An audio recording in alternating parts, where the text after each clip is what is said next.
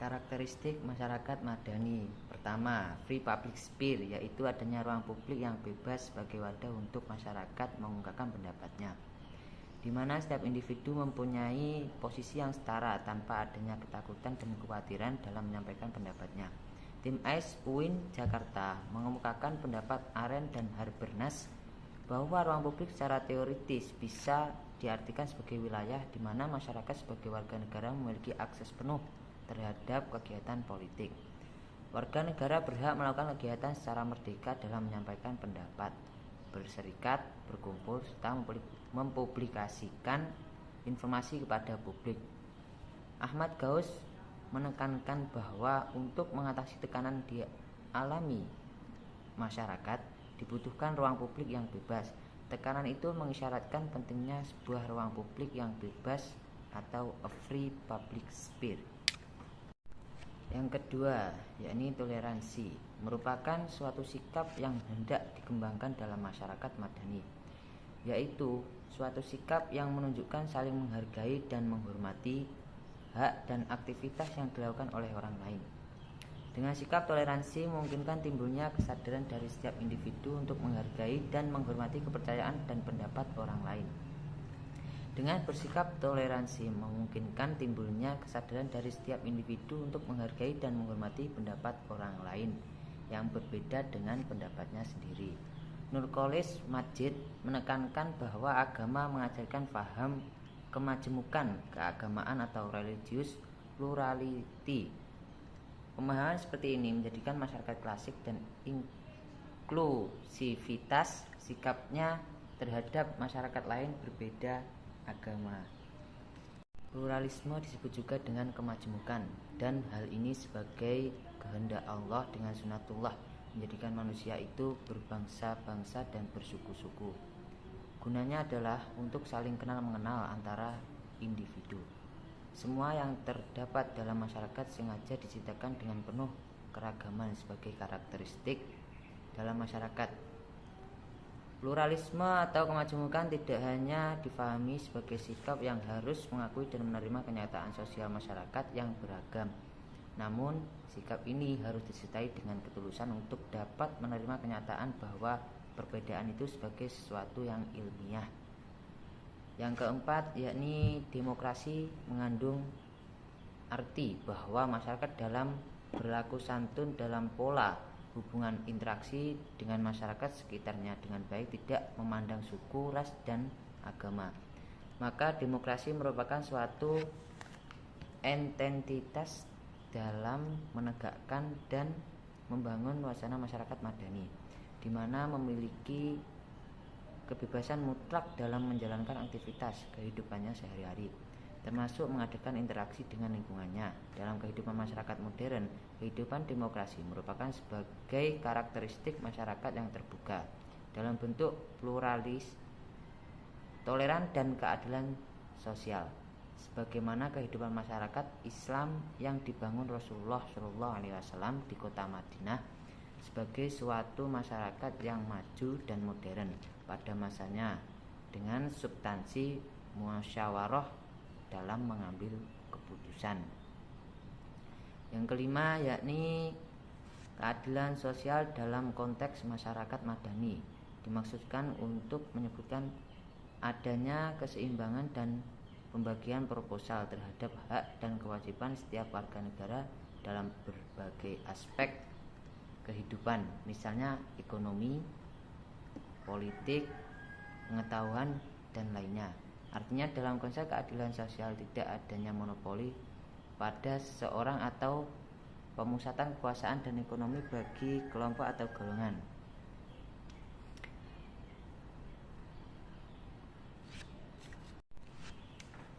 Bab kedua, yaitu budaya demokrasi menuju masyarakat madani. Demokrasi merupakan alat yang penting untuk mewujudkan cita-cita masyarakat madani di Indonesia. Demokrasi di Indonesia pasca kemerdekaan mengalami dinamika dan pasang surut.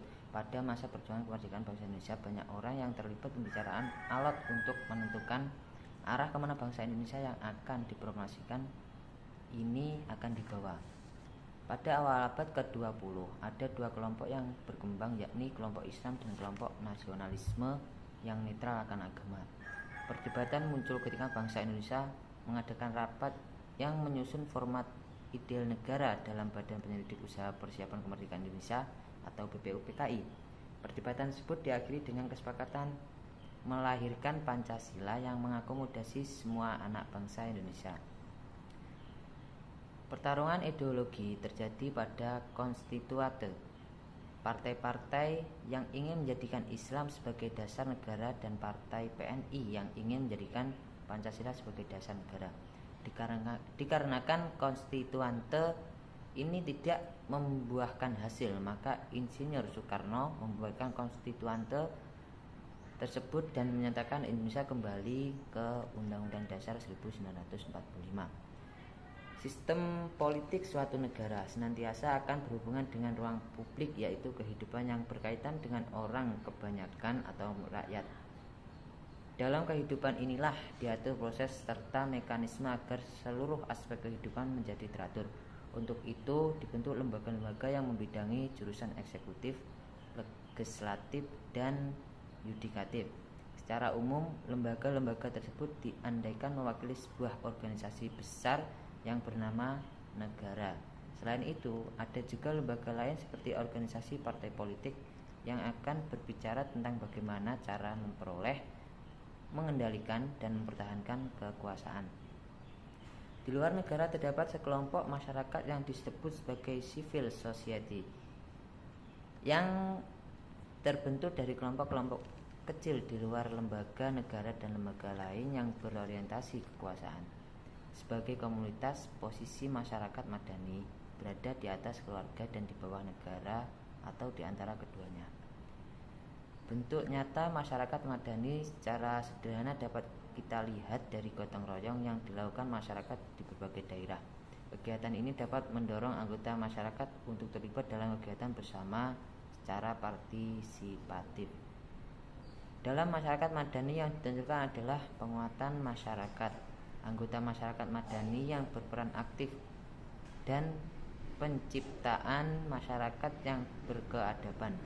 Negara ini sebagai wadah untuk mengakomodasi berbagai kepentingan di masyarakat, bukan sebagai pemegang komando tunggal. Kerukunan antar umat beragama. Rukun dan kerukunan adalah damai dan perdamaian. Dengan ini jelas bahwa kata kerukunan dipergunakan dan berlaku pada dunia pergaulan. Kerukunan antar umat beragama adalah sarana untuk mengatur hubungan luar antara orang beda agama atau antar umat beragama dalam kehidupan sosial di masyarakat. Istilah antara umat beragama pertama kali dikemukakan oleh Menteri Agama Kiai Haji Muhammad Dahlan dalam pidato pembukaan musyawarah antar umat beragama tanggal 30 November 1967. Antara lain menyatakan adanya kerukunan antara golongan beragama adalah merupakan syarat mutlak bagi terwujudnya stabilitas politik dan ekonomi yang menjadi program Kabinet Ampera. Oleh karena itu, kami mengharapkan sungguh adanya kerjasama antara pemerintah dan masyarakat beragama untuk menciptakan iklim kerukunan beragama ini, sehingga tuntunan hati nurani rakyat dan cita-cita kita bersama ingin mewujudkan masyarakat yang adil dan makmur yang dilindungi Tuhan yang Maha Esa itu berpendapat berwujud. Kerukunan adalah panggilan iman dan kesadaran internal yang didorong oleh kasih, terlebih kesadaran dalam menjalankan agama dan keyakinan bisa menjadi langkah awal menuju konsep toleransi antar maupun inter umat beragama.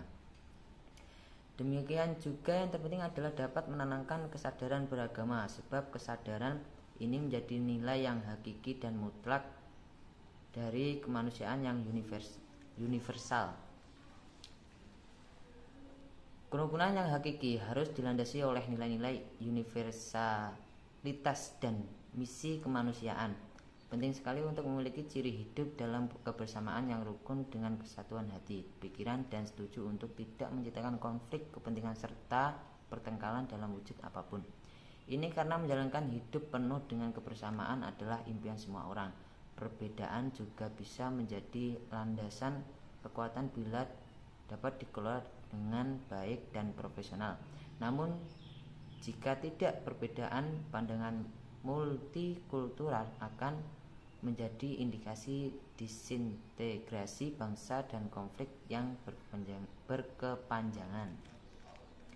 Keberagaman yang diwariskan menjadi alat pemersatu bangsa dan membawa nilai kerukunan untuk membangun bangsa.